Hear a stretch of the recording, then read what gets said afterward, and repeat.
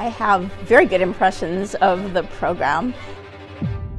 This is a unique program where every single student in the classroom is a central bank employee. The thing that I like the most about the program that we're teaching in the Asian School of Business for central bankers is that master in particular does not exist.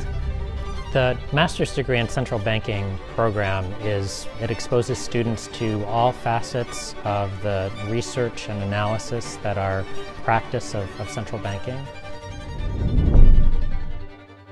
I'm impressed by how hard they work. When they're here visiting MIT, they have so much material in so little time, and yet they pay attention and they keep their good humor, and they really ask fantastic questions in class that makes it fun for the professor. I want to emphasize the fact that they work really, really hard. They are very smart. They are very collaborative among themselves. In my classes, I send many projects that are group-wise, so they have to be done in teams. I am very, very impressed about the quality of the students. The students spend several weeks here in Boston as part of their immersion. So of course that's the part that I like the best because I get a chance to meet them and interact with them. One of my favorite things is that we've started a tradition of a trip to Bretton Woods, New Hampshire. And that's the site of the 1944 conference that led to the international monetary system after World War II. We also get to see the site where the conference actually happens. And I get a chance to give a mini lecture and walk the students through where the actual negotiations took place. I think the immersion part of the program and the times that students spend here at MIT is particularly valuable.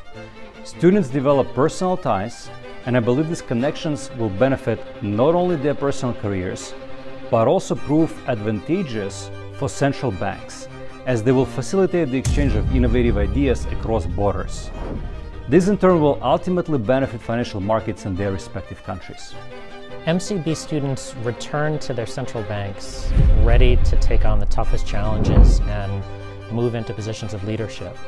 And in addition to having mastered all of the relevant skills necessary to be an effective central banker, including economics and finance and policy, they'll also develop a really strong network, professional network of central bankers from around the world to continue to foster and support their career development long into the future.